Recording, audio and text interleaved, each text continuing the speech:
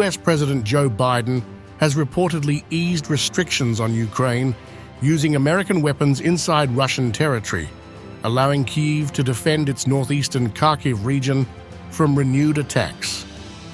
Several US officials, speaking anonymously, confirmed to multiple media outlets on May 30th that Ukraine will now be permitted to use these weapons along the Kharkiv border, which has faced intensified Russian assaults since earlier this month.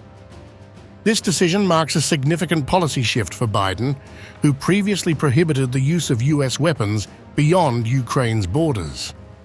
The move follows similar indications from France and other European countries, and a clear green light from Germany that Ukraine may use their weapons on military targets within Russia. Ukrainians are fighting for their country and their freedom. Many countries around the world are supporting them politically, economically, and militarily with weapons. It's about the liberation of Ukrainian territory, and we have agreed with Ukraine that the weapons we supply will be used in accordance with international law, together with our closest allies and in close dialogue with the Ukrainian government. We are continuously adapting our support to the development of the war. In recent weeks, Russia has also actively prepared, coordinated, and carried out attacks from positions in the directly neighboring Russian border area. Together, we are convinced that Ukraine has the right under international law to defend itself against these attacks. It can also use the weapons supplied for this purpose in accordance with its international legal obligations, including those from Germany. What this means now is that Ukraine troops are now authorized to target military sites on the Kharkiv border, where Russian forces have overrun several villages since May 10th, causing thousands of residents to evacuate. Predictably, Kremlin officials reacted with anger. On May 28th, Russian President Vladimir Putin warned of serious consequences, emphasizing Russia's nuclear capabilities if Western allies eased their restrictions. The representatives of countries that are NATO members, particularly in Europe, particularly in small countries, should be aware of what they are playing with. They should remember that these are primarily countries with small territory and dense population.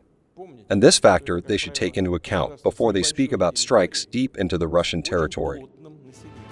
As reports emerge of the West leaning towards allowing Ukraine to target Russian territories, Putin accused the West of igniting the possibility of a world war.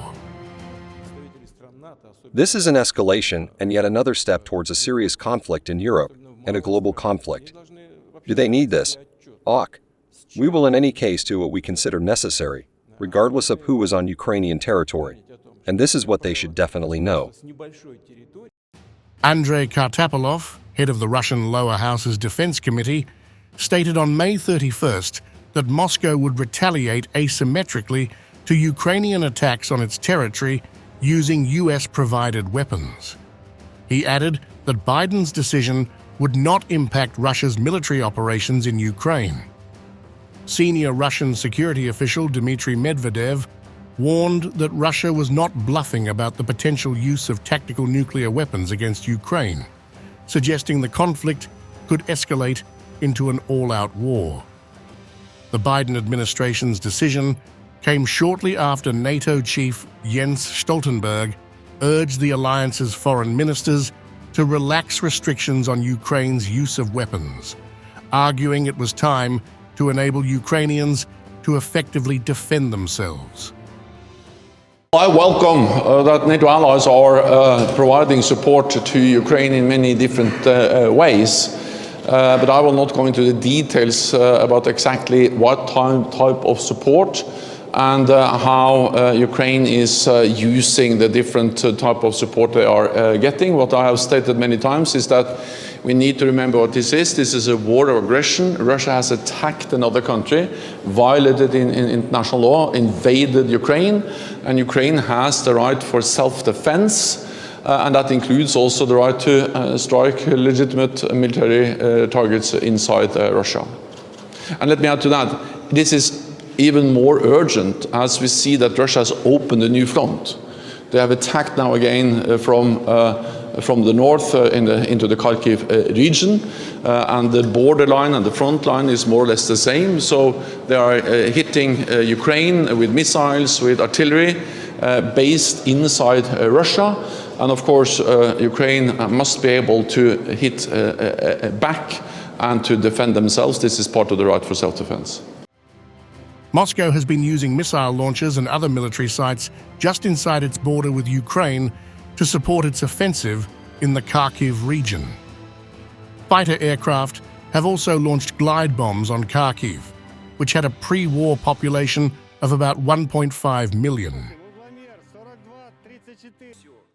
Everything is being done to prolong and escalate the armed conflict in Ukraine.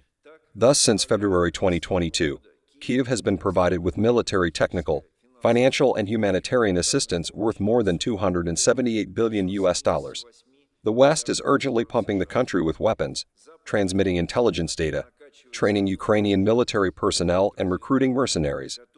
Against this backdrop, Russia continues the special military operation, and all its goals will certainly be achieved.